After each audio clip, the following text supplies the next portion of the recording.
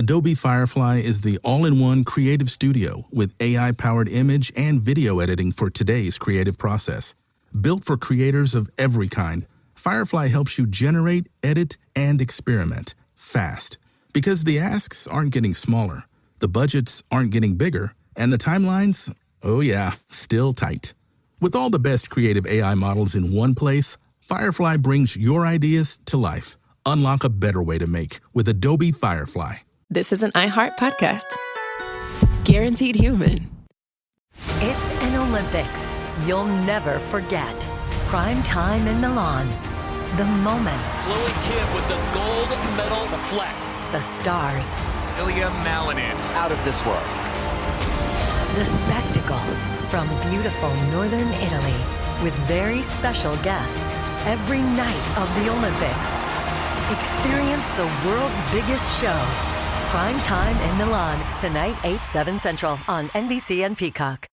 The big game commercials are basically must-see TV. This year, Elf Cosmetics went all out with an absurdly funny telenovela called Melissa. It stars Melissa McCarthy, Nicholas Gonzalez, Itati Cantoral, and Elf Glow Reviver Lip Oil. The Elf Glow Reviver Lip Oil is an ultra-glossy tinted lip oil that nourishes, hydrates, and enhances your lips' natural color. Watch the full episode of their new Elf novela on soyunbaño.com.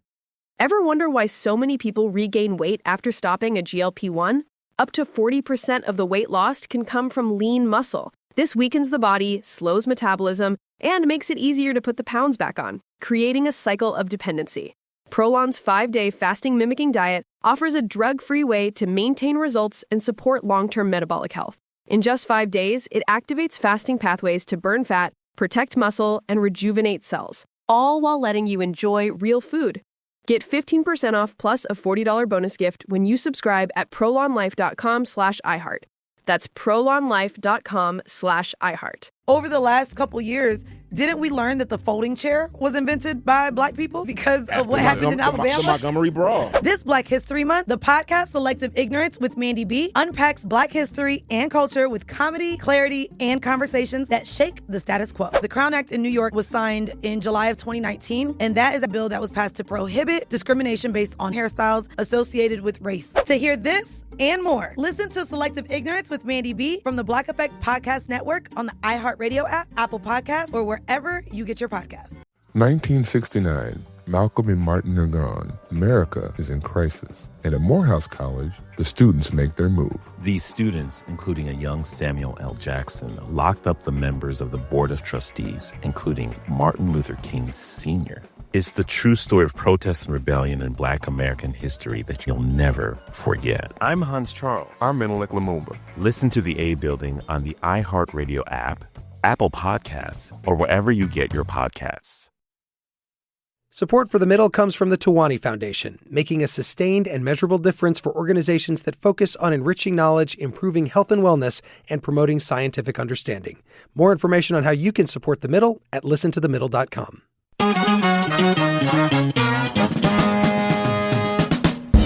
Welcome to The Middle. I'm Jeremy Hobson, and as always, our house DJ Tolliver is here. Hi, Tolliver. Hey, Jeremy. Hey, we got some new listeners this week. We got KRPS in Kansas, Oklahoma, and Missouri, including Joplin, Missouri. Joplin, which, fun fact I learned, is not named after Scott Joplin. I thought because of Missouri, but no, that's not the case. It's that song Route 66. You know the song. So here we are, Tolliver. We now know that Republicans are going to control both houses of Congress in addition to the White House come January, which means that even though the polls showed a very tight race between Kamala Harris and Donald Trump right to the end, in fact, it was a pretty decisive victory for Republicans. Trump won every single swing state. He gained votes in nearly every demographic, while Kamala Harris lost votes. And when all the votes are tallied, she will have received millions fewer than Joe Biden did in 2020. So our question this hour, what did the election teach you about America? We're going to get to your calls in a moment at 844-4MIDDLE. That's 844-464-3353. But first, last week, we asked you about your hopes and fears for the future following the election. Here are some of the voicemails that came in after the show. Hi, my name is Nicole. I'm a young voter from North Dakota, and I think my biggest takeaway from this past election is that people are apathetic. They don't really care anymore, especially young voters, People can't afford to care when they can't afford to pay for their life, and that's just the way it is right now. Hi, this is Kyle from Minneapolis. What I hope for this election cycle for people to learn is that it's never really as bad as what people say it's going to be, because all I'm seeing on social media is just people losing it, equating Donald Trump with Nazis. He's been president before, and I'm sure he passed policies that people didn't like and things like that. But it's more important to unify than to divide. My name is Stephanie Jacob. I'm calling from Shorewood, Wisconsin. I'm so glad you're continuing this program because lots of us need it. We all need each other. We all need to find out how we can possibly reach each other. Well, thanks to everyone who called in, and you can hear that entire episode on our podcast in partnership with iHeart Podcasts on the iHeart app or wherever you listen to podcasts. So now to our topic this hour. What did the election teach you about America? If you voted for Trump or Harris or no one, we want to hear from you. Tolliver, can you give us the number? It's 8444-MIDDLE. That's 844-464-3353, or write to us at listentothemiddle.com. Let's meet our panel. USA Today chief political correspondent Phillip Bailey is with us. Phillip, great to have you. Jeremy, as always. And former Ohio Democratic Congressman Tim Ryan, founder of We the People, which is a self-described online community for people exhausted by the current political discourse. Congressman Ryan, welcome to you. Thank you so much. Well, before we get to the phones, Congressman, you actually have some experience with J.D. Vance. He beat you for that Senate seat in Ohio a couple of years ago. A lot of soul searching right now among Democrats trying to make sense of what happened. What is your take? What did you learn about America from this election? Well, I think first and foremost, thank you for having this show and giving a kind of a forum for people to come together. I think there's still a lot of economic anxiety in the country. And a good GDP and some good macroeconomic numbers hasn't changed that. There's been 40 or 50 years of disinvestment, deindustrialization, and all the rest. Economic stagnation, a concentration of wealth, and that's still in the DNA of the country for the most part. And I also, I think, learned that most Americans want us to focus on that. They don't want the focus to be, more of the cultural issues. They don't want the division and all the rest, but they want a laser-like focus on the economic issues, building things and all the rest. And I think at the end of the day, slightly, people trusted Donald Trump to do that more than the Democrats. Phillip Bailey, what about you? You've been covering this campaign nonstop. You've been all over the country talking with voters. What did you learn? Well, look, it was 2012 when Barack Obama won re-election to the surprise of many, including Republican presidential candidate Mitt Romney, if you remember those documentaries on that race. And at the time, Obama did that with only 39% of the white vote. He won African Americans, Hispanics, younger people. And many essays were written by Democrats and their supporters about there was going to be this permanent electoral college advantage that Democrats were going to have because of the multiracial democracy that was beginning to emerge. I think Democrats misread that. They think that the diversity and non-white voters sort of emerging was going to equal a more progressive society or a liberal government. And Donald Trump, who cut his teeth, by the way, in the most diverse city in the world, New York City, understands tribalism. And I think the most consequential thing that happened really in this race, Jeremy, and there were many in this unprecedented race, were when those Republican governors were shipping migrants into those cities and putting black poor people next to these migrant workers who were competing over resources. And not only competing over resources, but it really tested the idea of intersectionality. And I think that's what I think what we learned from this race is that, look, a more diverse, multiracial democracy is not necessarily a liberal government. One of the things I have to say that I learned is how much the media have changed in the last several years. And in this case, we had not just Fox News, which it turns out, according to Pew, I think was where more Americans got their political news than any other source, was at times a 24-hour commercial for Donald Trump, but also X, which is a very more important, I think, than a lot of people give it credit for, had a Elon Musk, a billionaire who was backing Donald Trump and can change the algorithm however he wants. Tim Ryan, what about the media and social media effect on this election, do you think? Yeah, 100%. I mean, I think they were able to build a narrative, especially around the misinformation.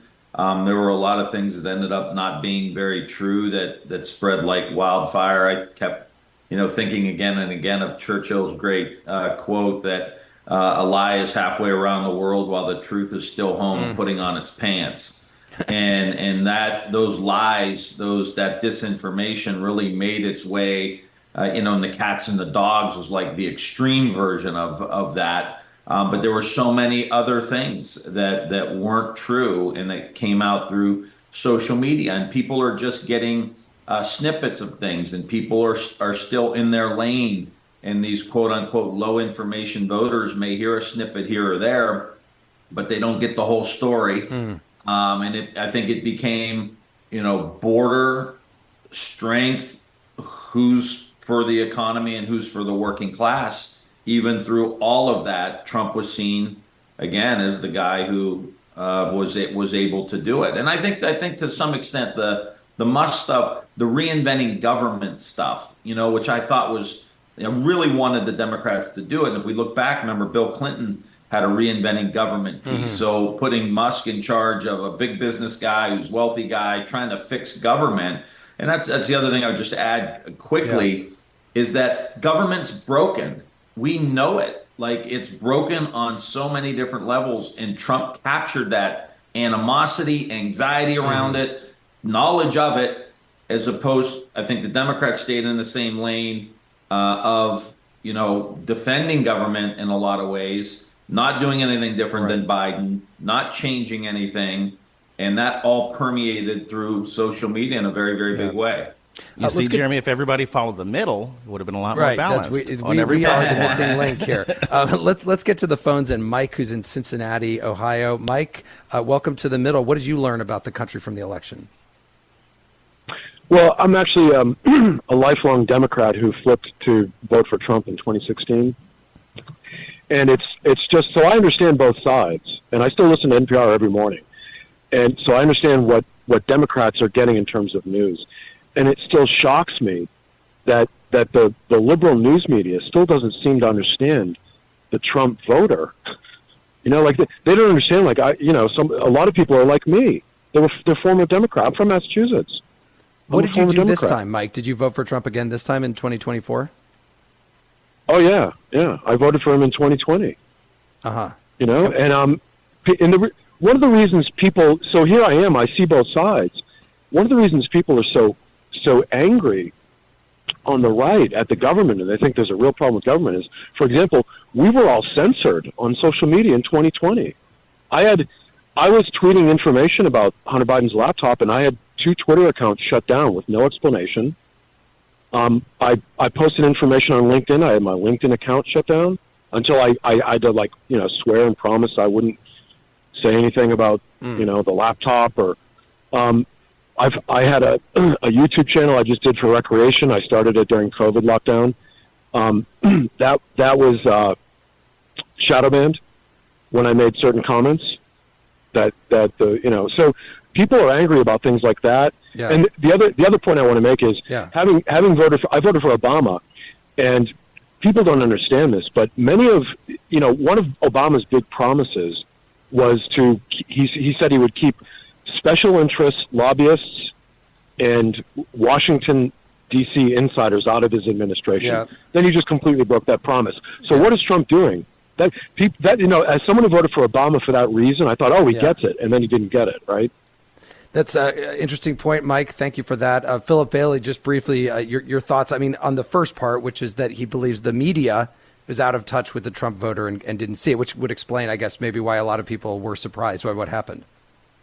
Well, I think, what we learned from this campaign is that podcasts in particular, even non-political podcasts, I think when this history is written about this campaign, Barron Trump, President Trump's son will play a big role in this. I think that the use of podcasts and the sort of new media, much in the same way that old right-wing talk was, I think that's become the new train for a lot of conservative thinkers and politicians. And we have a podcast, of course. But Tolliver, it was the economy that many people believe pushed Trump over the top. It wouldn't be the first time, of course, that a presidential candidate has won by promising to make things better for working people.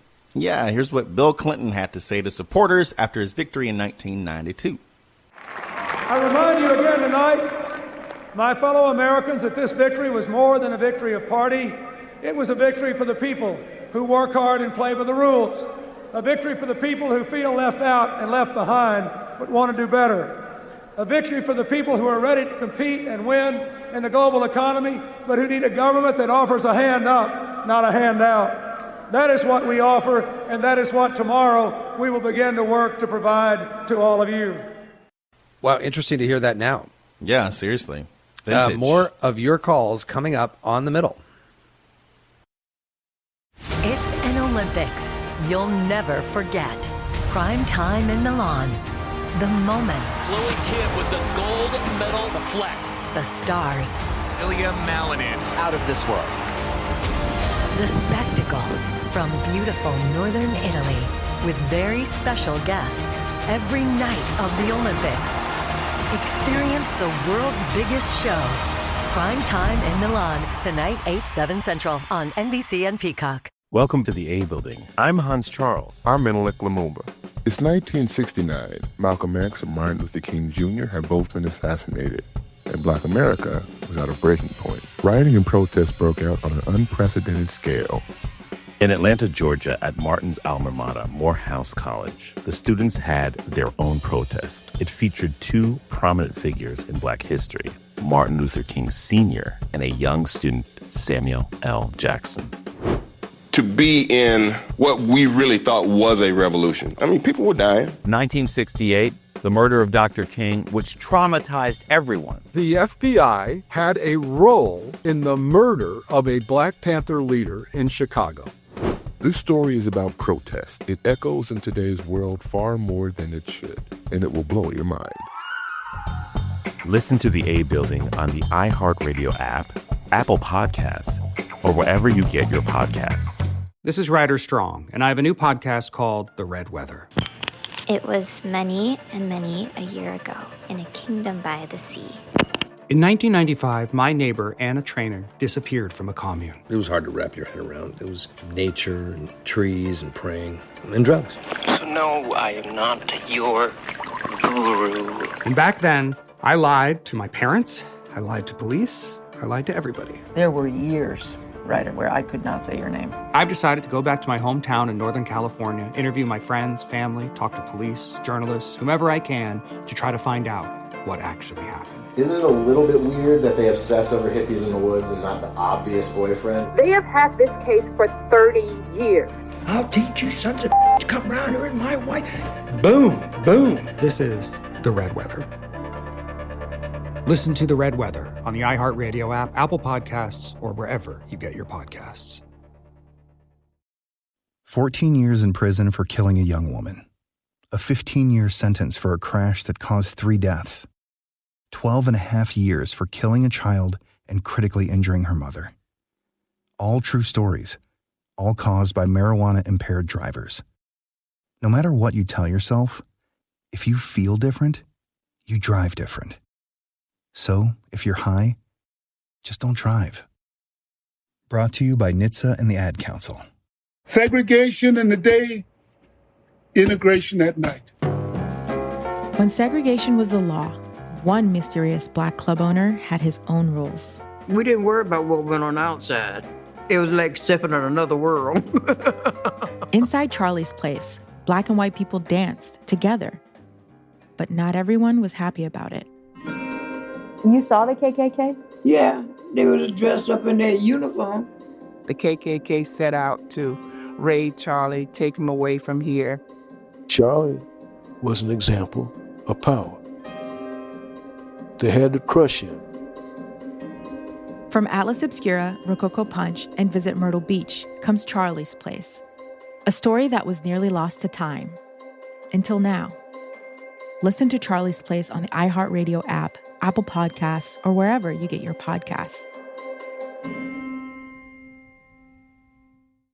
This is The Middle. I'm Jeremy Hobson. If you're just tuning in, The Middle is a national call-in show focused on elevating voices from the middle, geographically, politically, and philosophically, or maybe you just want to meet in the middle. This hour, we're asking you, what did the election teach you about America? Tolliver, what is the number to call in? It's 8444-MIDDLE. That's 844-464-3353. You can also write to us at listentothemiddle.com or on social media. I'm joined by former Ohio Congressman Tim Ryan and USA Today chief political correspondent Phillip Bailey. And Tim Ryan, before we go back to the phones, what about the connection that Donald Trump clearly has with so many Americans that people are willing to look past a lot of things and trust him almost unconditionally?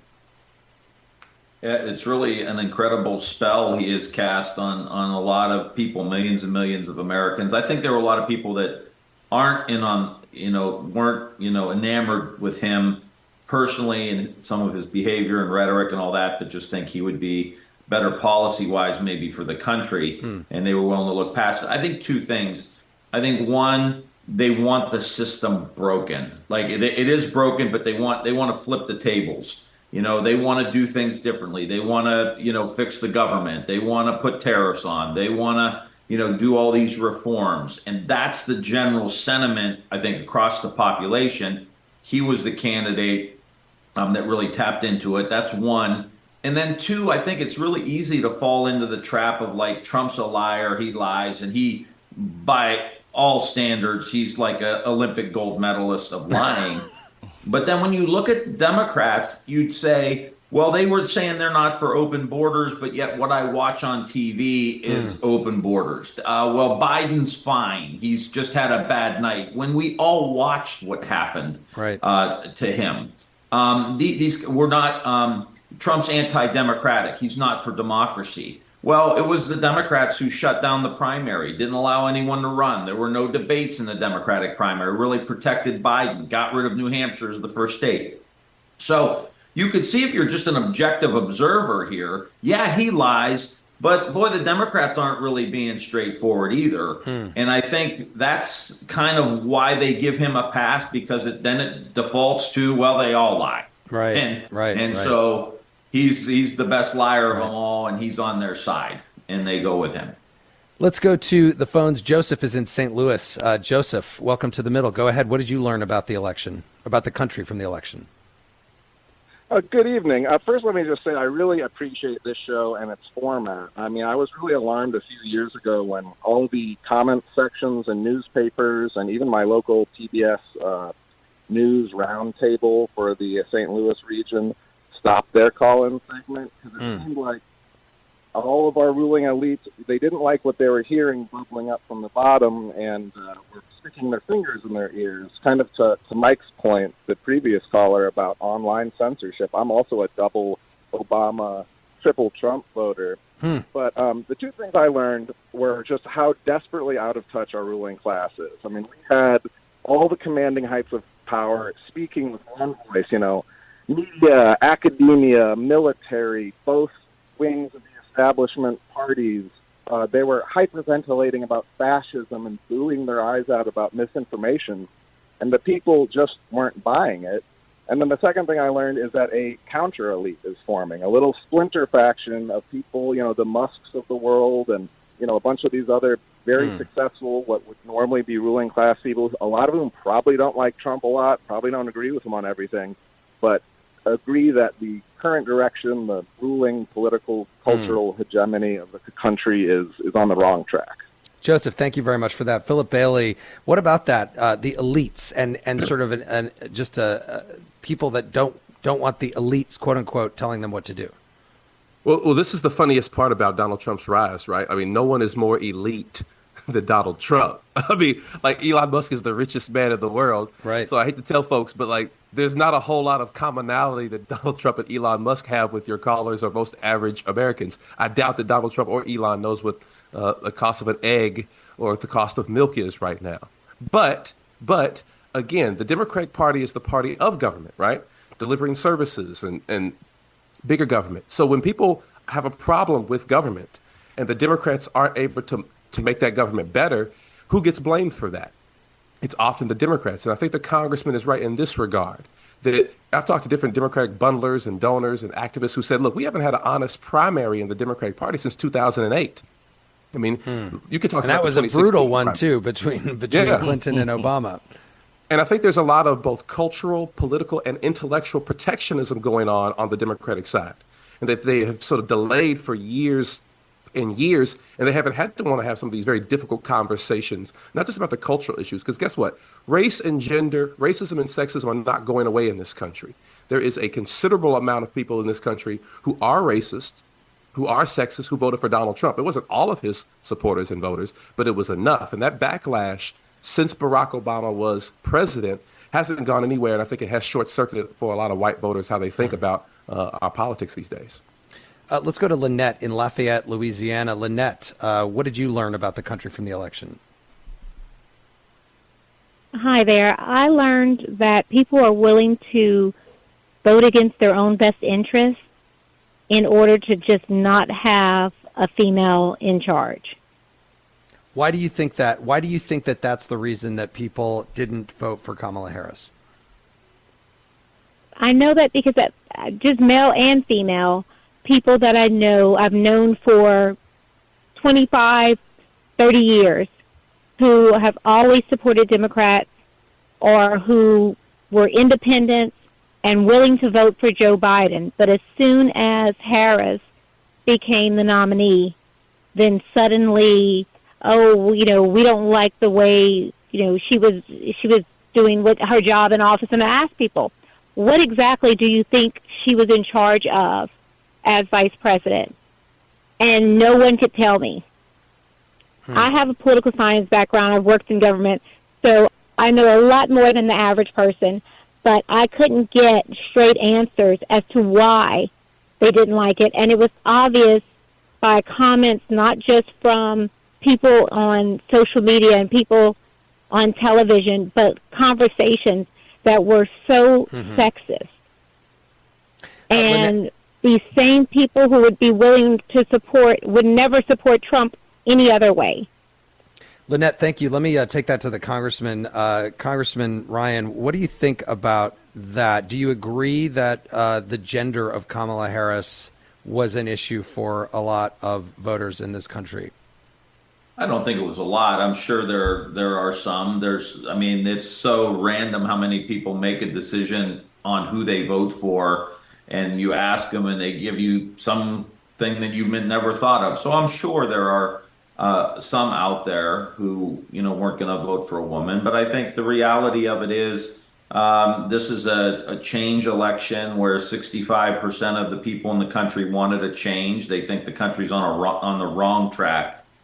And Kamala Harris was never able to kind of separate herself from Joe Biden, who's the sitting president, sitting at 40% approval. That's the main driver of the election. And, if you get off of that main point, I think you're talking anecdotally about how people voted. But the main thrust of this was people feel frustrated. It is inflation. It's these pocketbook issues. They don't want to be divided, and they felt like we are now. And they put that on Biden, and that was the anchor around Kamala Harris's neck, and she couldn't shake it. And she made a couple mistakes on The View and other places where she said she wouldn't change anything from the Biden administration. And that, I think, was the killer for her when she couldn't separate, because now you got the anchor around your neck. And she still almost pulled it off. Right. In the end of the day, it is actually going to be, within a point or something like that in the popular vote, and not that big of a difference in the swing states, but they all swung the same way, as we said. Phillip, Bailey, whether or not that's true, that maybe not enough people made the decision based on the gender, are there conversations happening in the Democratic Party right now after they've just lost with 2 female candidates in the last 3 election cycles that they aren't going to do that again, fairly or unfairly? No, I don't think you're seeing from at least the early autopsies of Democrats saying, "Oh, it's it's a problem with having a woman on the top of the ticket. Let's remember that Lisa Rochester became the first black woman elected to the U.S. Senate out of Delaware. Angela also Brooks broke that same ceiling for the U.S. Senate in Maryland. Your multiracial democracy is well and alive. It's just that you still have to make an argument, Democrats. You can't simply think that, oh, the country's more diverse, so therefore people are just going to vote Democratic. Right. There were men of color in these cities, right, who in Detroit, in Philadelphia, who are expressing Hispanic men, black men. These are working class men, too, who say, look, I always vote Democratic. But I look at these things out of my neighborhood. I look at my pocketbook, and I'm not seeing any sort of progress or change. No, I don't like Donald Trump. Remember, after the first assassination attempt, Jeremy, President Trump's approval ratings or likability did not go up, and they tried to shoot and kill him, right? So this was not we love Donald Trump. This was, we love the times that Donald Trump when he was president. We remember the nostalgia of 2019 and 2020. That was what people, I think, were largely voting for. And because Harris refused to make a clean break and say at least one or two things, Madam Vice President, that you disagree with the president on, I think they gave a lot of folks a pause of, let's go back to let's rewind the tape, right, and go back to the old days. Who are all these people carrying pocketbooks?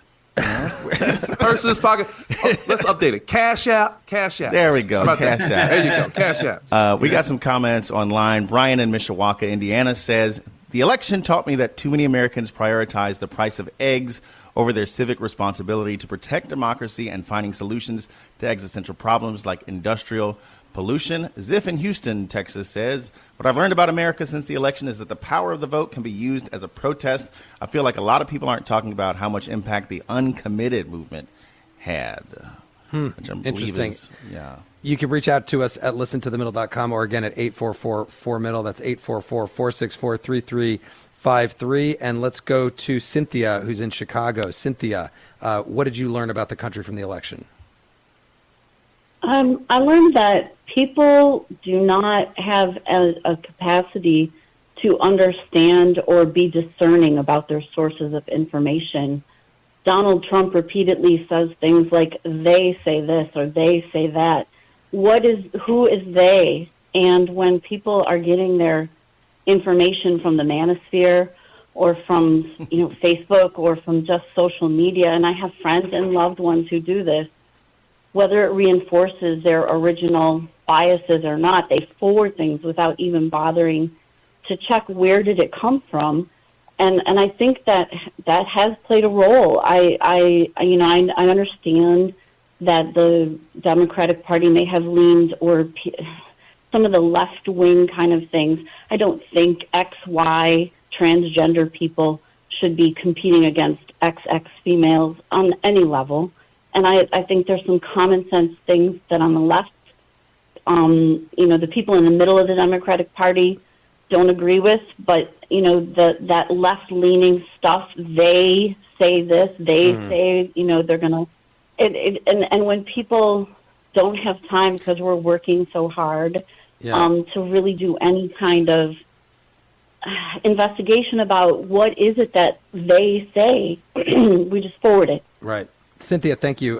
Congressman Ryan, we've talked a little bit about the media, but let me just focus on what Cynthia said there in the last half of that, which is some people have looked at what happened and said the Democrats went too far to the left. They got too woke. What do you think about that? And did you learn anything about sort of the platform of the Democratic Party that needs to change? Well, I think, and I agree with what Carville's been saying. I think, Kamala kind of stayed away from that stuff, but it's still out there. The Democrats are still seen as the woke party that wants to defund the police and open borders and all the things that I mentioned earlier. Still seen that way. They're still seen as the party of redistribution, of we're going to tax the wealthy and put money out there for people that aren't necessarily out there working and doing things right. So, I think that that piece of it really is still kind of in the zeitgeist, still in the air for Democrats, and it's going to take a complete reboot of the Democratic Party to do it. And it's, there's going to be some bumps along the way, but we've got to get back to what Bill Clinton said in the clip you guys just played. And the key phrase there is get the government to work on behalf of these people. Now, you think about, Democrats saying we're not going to change anything. And we're, the coming out of the pandemic, it was just kind of like spend money. And Trump saying we are going to reform this government. We're going to make it work for you again. We're going to put tariffs on these products coming in that are, helping you displace you. And there's a lot of argument within whether or not that's going to work. It may make matters worse with the tariffs, as we all know. But clearly he was able to get on that side of it, as opposed to the Democrats still carrying this anchor around their neck of defund the police. So I don't think it could have been a neutral stance of just not using that language or appearing like you're in line with that stuff. It had to be a hard break. It had to be a hard break on natural gas in Western PA to displace coal to bend the curve on climate. It had to be a hard break on crypto and blockchain. It had to be a hard break on maybe economic policy or student loans or something like that. Growing the pie, not talking about just taxing the rich and blaming them and then handing out checks. Yeah. And if you don't get away from that messaging is going to carry on, and it carried on through this election, and I think was a big part of why we couldn't pull it off. I'm just going to sneak in one more call real quick before this break. Ryan in Pittsburgh. Ryan, what did you learn about the election, about the country? Hey, good evening. This election very much reminded me of a lecture I saw by Noam Chomsky about the subjectivity and power of words and how we all understand and use words differently. I've had some very candid conversations with colleagues and some neighbors who voted for Obama but then pivoted over to Trump. And I asked them questions such as, do you really think Trump and the Republicans are like the party or our option for progress? Some of the responses I got were, well, progress is not thousands of people living on the streets of San Francisco, nor is it cancel culture that got my wife fired for using a wrong pronoun. And I really thought deeply about that word, because I know on the left, the Democrats like to believe themselves as the party of progress. But some people, when they think of progress, they think of economic issues. They think about, are most of the stores on their main street in a small town in northern Michigan closed? And we don't see, I think that this has always been the case, but it's especially so right now. We don't share a common body of the words we use and how we use them or how they would be applied. And, traditionally the Republicans were like the party of tradition and security and order. And the two parties don't really have that sort of secure vocabulary anymore. Interesting point, Ryan. Thank you for that. And Tolliver, we have seen ruling parties around the world pushed out thanks to things like inflation. Yeah, Japan, New Zealand, South Africa, and the UK, where the Labour Party overturned 14 years of conservative power in the last election there. Here's party leader Keir Starmer delivering his victory speech and claiming a mandate. But a mandate like this comes with a great responsibility. Our task is nothing less than renewing the ideas that hold this country together. National renewal. Whoever you are, wherever you started in life, if you work hard, if you play by the rules, this country should give you a fair chance to get on. It should always respect your contribution, and we have to restore that. I think he plagiarized Bill Clinton there, Tolliver. What do you think? I think so. I think it's a winning message no matter what year you're talking about. Go after it's the evergreen. Person. It is evergreen. We'll be right back with more of The Middle. It's an Olympics you'll never forget. Prime time in Milan. The moments. Chloe Kim with the gold medal flex. The stars. Ilya Malinin. Out of this world. The spectacle from beautiful northern Italy with very special guests every night of the Olympics. Experience the world's biggest show. Prime time in Milan. Tonight, 8/7 Central on NBC and Peacock. Welcome to the A Building. I'm Hans Charles. I'm Menelik Lumumba. It's 1969. Malcolm X and Martin Luther King Jr. had both been assassinated, and Black America was at a breaking point. Rioting and protests broke out on an unprecedented scale. In Atlanta, Georgia, at Martin's alma mater, Morehouse College, the students had their own protest. It featured two prominent figures in Black history, Martin Luther King Sr. and a young student, Samuel L. Jackson.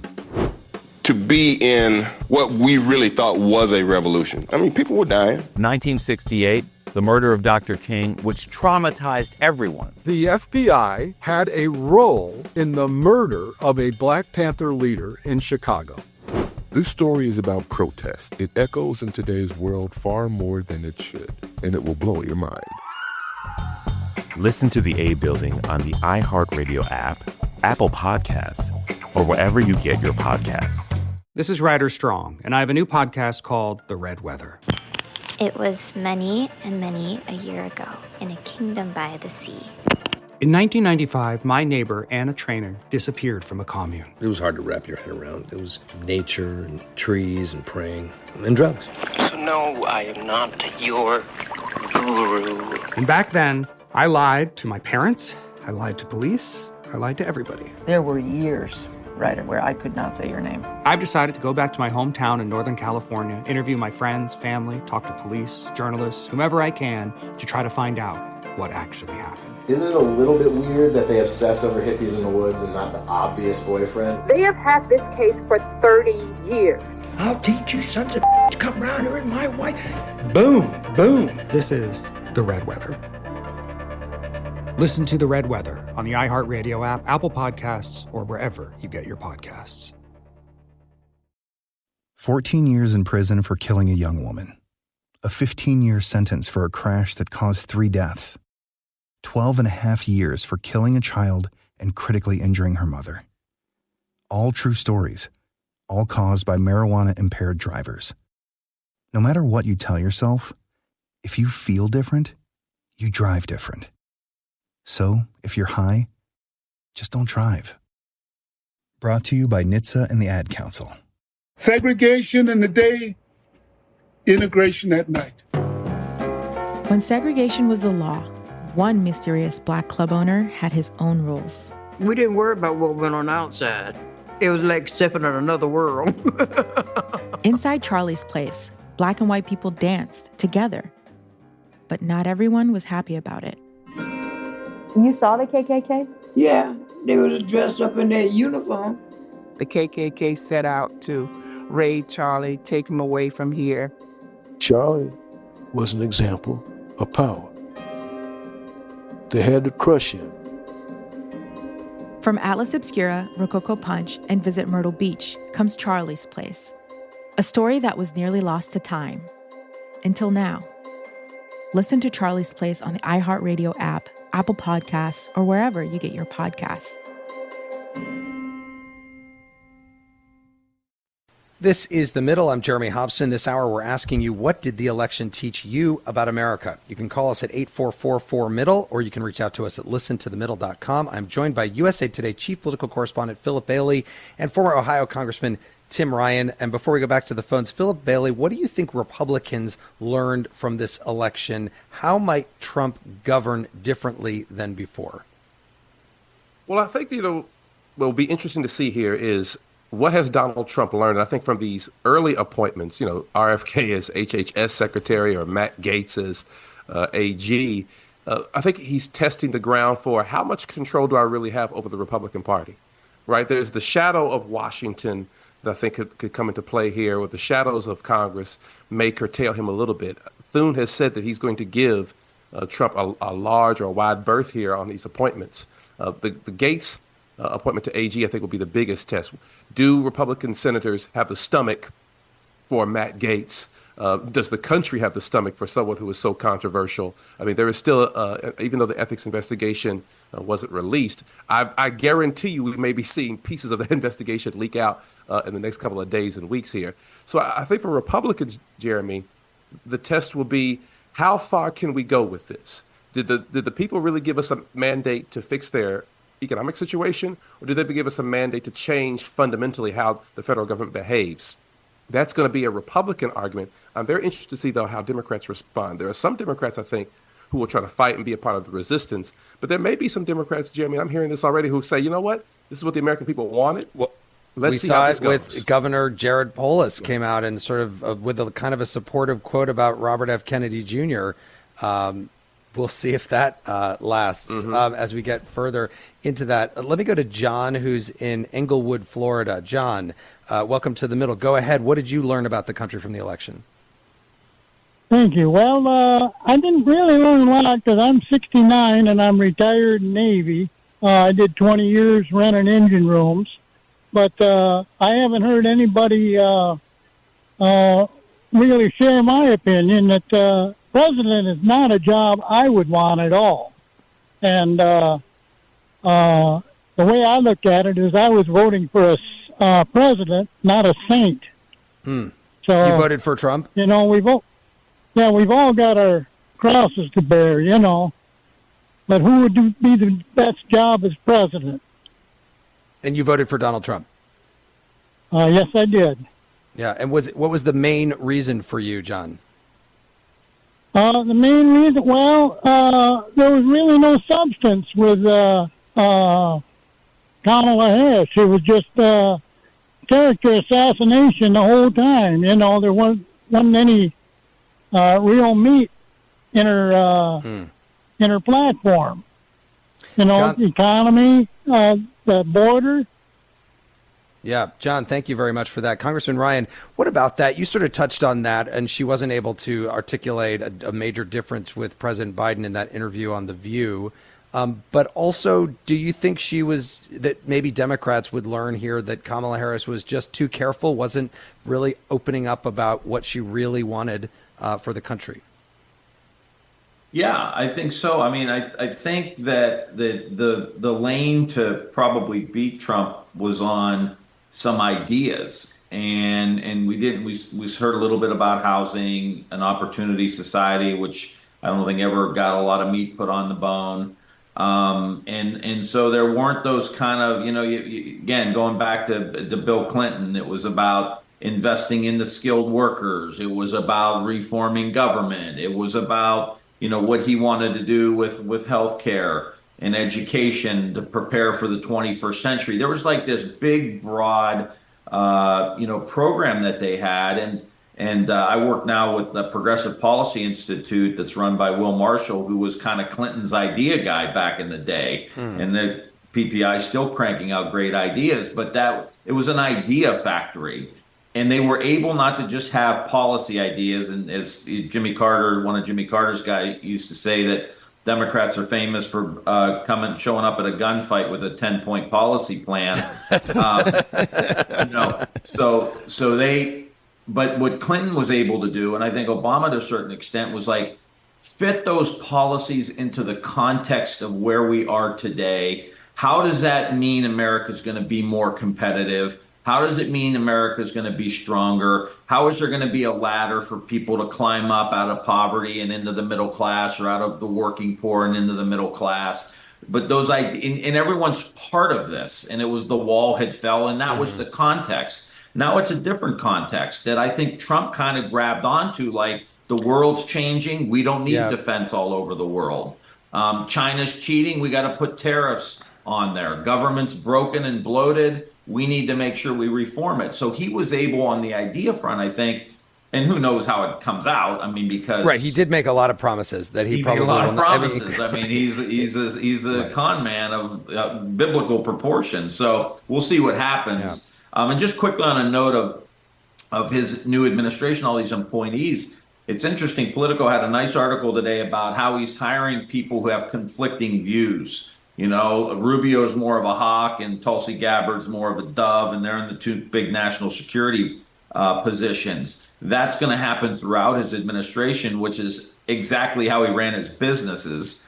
So it's going to be interesting to see that conflict as well, let alone the test of power in the Senate. Because those Republican senators who are saying bad things about Matt Gaetz right now, if Trump really wants them and he says you will have a primary in 2 years and I will endorse your opponent in Arkansas, in Oklahoma, or wherever, they're gonna maybe reevaluate their position. It'll be interesting to see how far Trump can take it. Let's go to Latoya in Olympia, Washington. Latoya, what did you learn about the country from the election? Good afternoon, gentlemen. What I learned about this country, especially as a black woman and Democrat living here, is that I literally watched an entire culture of people, especially post George Floyd, repurpose a word, woke, W-O-K-E, that came out of the black community long ago for their own gain. And so what I see, especially living on the left coast, right, what I see is upper middle class, especially white women, pushing agendas that do not matter to the country. So even living here, where wages are competitive and it is about what you can buy and what you can afford, issues that matter to black communities and Latino communities who shifted a lot towards Trump were not addressed.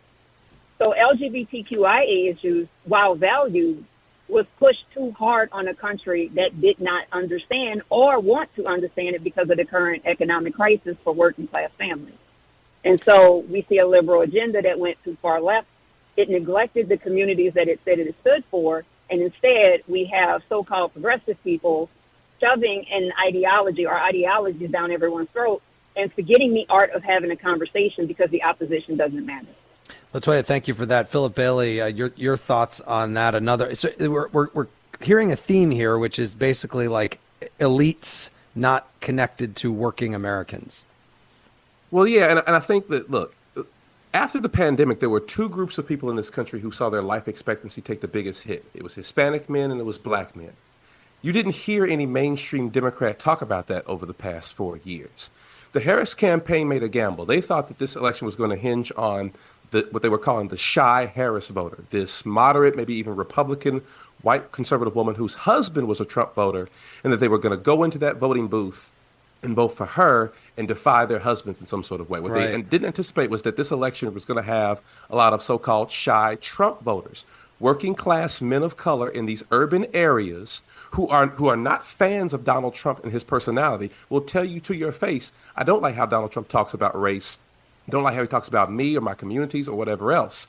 But those men, those working class men of color, because look, the Democratic Party hasn't won working class white men in 60 years, right? Like when we look at this at the end of the day, what we're going to find is that I think working class men of color have now become the new swing voter. And they're telling the Democratic Party that, yes, you're listening far too much to college educated white liberal women and not listening to us as part of that coalition. And many of them felt like, you know what, Donald Trump, I may not like him, but there's a casino that's open and I got a chance. Also, I just to jump in here real quick, my perception was that Vice President Harris was sort of avoiding those LGBTQIA issues. So I don't know. She did not run a liberal campaign. She ran a very centrist campaign, Tolliver. Exactly. Like it wasn't this very far left-reaching campaign. I think the problem, it wasn't a policy campaign either. If you were at that Republican National Convention, look, Hulk Hogan wasn't up there talking about policy. Amber Rose wasn't there talking about policy. It was strength versus joy, and I think at a time where the country wanted justice. The Democrats just simply misstepped and didn't get the messaging right, and they haven't got the messaging right for some of their key voters for a number of years now. Well, and if I could just add real quick, because I think, you know, Phillip's absolutely right on the male piece, on the men piece, and it's not, you know, it's men are hurting today. The number one indicator of suicide today is whether or not you're a man. You know, so the idea that we can ignore the plight among young men and boys and men who are trying to navigate this very complicated world. Again, to go back to Bill Clinton, he at least had a plan for, we got to get you trained up. We got to, and he challenged them and said, the world has changed and we've got to, you know, figure out how to get, there was no real effort on behalf of the Democrats other than to say Tim Walz was a football coach, you know, and then you see those young men that go towards the more toxic masculinity, tough guy, bravado stuff, because there was no alternative of discipline, like all the attributes that a coach appreciates. I mean, you watch and listen to coaches, whether they're, you know, college basketball, college football, professional football, they would never have Donald Trump behave that way on their team, or J.D. Vance or any of these other guys on the right. But absent that kind of discipline and outreach to men in that way, there was nothing there. And I think that's why they defaulted so hard to the Trump camp. Let's go to James in Chicago. James, welcome to The Middle. What did you learn about the country from the election? Hey, good evening, gentlemen. I think I learned that the Democratic Party has a real branding issue right now. They're not connecting with everyday people, not Americans at least. And even choosing a candidate who didn't relate made it a lot worse. What I really learned, though, is that they just don't seem to know how to rebrand or communicate in a way that resonates with where people are economically and otherwise. And honestly, that's personally the reason I didn't vote for the first time in a presidential election since I've been eligible. You didn't vote at all? No, I have to believe in a candidate. Clearly, I can't relate to President Trump, but I also couldn't relate to candidate Harris either. Interesting. So. James, thank you. Phillip Bailey, we actually heard last week from a number of people who didn't vote, which may explain why Kamala Harris's numbers were so much lower than Biden's, while Trump probably is going to win with just about the same amount of votes overall that he had last time around in 2020. Yeah, and I think that's what Donald Trump's strategy has been from the get-go. He knows that he has a good 45, 47% of the country. And Democrats, I think, again, when we look at the autopsy of this, I want people to realize everyone is right here. This is a big country. This is a pluralistic country. We have different points of view. It is race. It is gender. It is economic anxiety. It is not speaking to men of color and working class men, people who work with their hands, right, in this country, and them feeling disassociated with this country and feeling that they have to be told or policed in how they talk. It's a rough country. And many Democrats, rather than wanting to engage that conversation, look, I had a Harris bundler who raised millions of dollars for her text me the other day and say, they're going to approach Stephen A. Smith about running for president, right? Like, wow. Democrats are searching right out here for their identity. And I think what they're going to learn from this election was that it wasn't that it's not your ideology, it's not your policy, it's not that you're too woke, it's that you don't know how to talk to people anymore because you're too worried about offending someone. This is an offensive country. Just elected Donald Trump as president. People got to get used to that. People got to toughen up a little bit and not be so policing people's language, I think. And I think Democrats are going to maybe learn that. We got to get Stephen A. Smith on this show.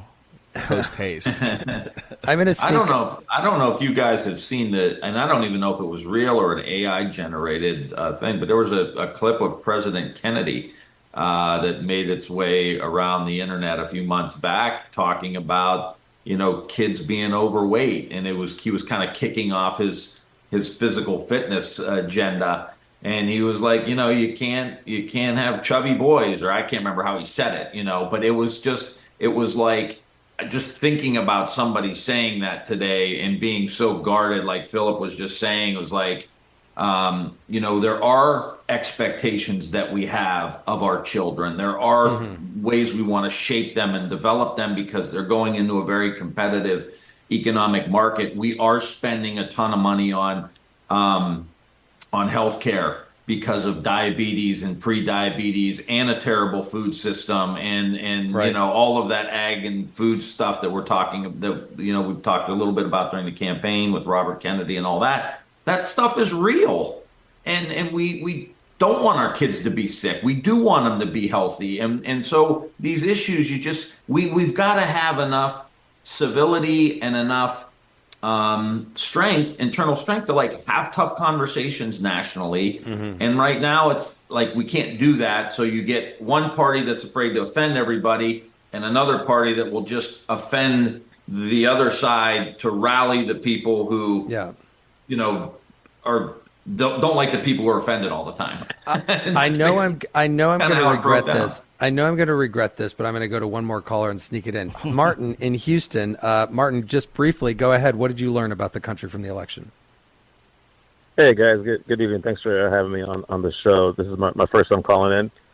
Just a quick, so my background, I did 12 years in the Marine Corps. I have a graduate degree. And what I learned about this election in our country, as an American, is that we are completely lacking in our civics understanding. I mean, across the board, we use social media, too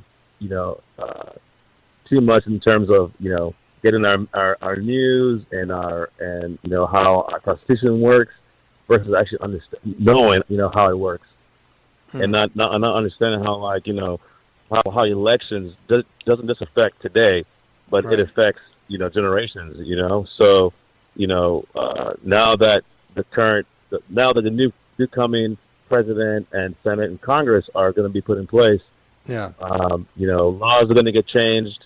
There's even a chance where, the Supreme Court will have a more conservative, judges. A very good point to end on, a lack of civic education. I would add to that lack of financial literacy. I think that needs to be something that we focus on so everyone can understand the ins and outs of inflation and how you get out of it. Tim Ryan, just before we go, and I really only have 10 seconds for you, but what do you know about J.D. Vance that the country should know since you ran against him? He will say and do whatever Donald Trump wants him to say or do. Wow. Well, on that note, I want to thank my guest, former Ohio Congressman Tim Ryan and USA Today chief political correspondent Phillip Bailey. Thanks to both of you. Jeremy, as always. And next week, good news. If you're tired of election content, we're going to be talking with 3 scientists from across the geographic middle of our country, all of whom are working on cutting-edge research that affects us all. And don't forget to go to listentothemiddle.com where you can sign up for our free weekly newsletter. And The Middle is also available as a podcast in partnership with iHeart on the iHeart app or wherever you listen to podcasts. We are brought to you by Long Nook Media, distributed by Illinois Public Media in Urbana, Illinois, and produced by Harrison Patino, Danny Alexander, Sam Burmis-Dawes, and John Barth. Our intern is Annika Deschler. Our technical director is Jason Croft. Thanks to our podcast audience, our satellite radio listeners, and the more than 420 public radio stations that are making it possible for people across the country to listen to The Middle. I'm Jeremy Hobson, and I will talk to you next week.